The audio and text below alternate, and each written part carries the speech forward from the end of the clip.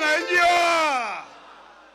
basi leo kama viongozi wa Azimio tulijaribu vile tuwezavyo, na tumeamua siku ya leo turudi kwa wananchi, na nyinyi ndio wananchi watukufu wake, na nyinyi wenyewe kama wananchi mumeamua hamutaki mazungumzo ifanye nini? Mnataka nini? Mnataka nini?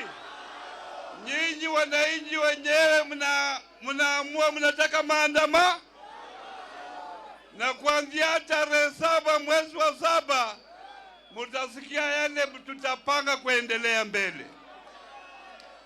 Bwana Ruto anajua ya kwamba wakati tulipeleka hiyo bili ilipoenda kwa bunge, Wakenya wengi walikuwa wamekataa.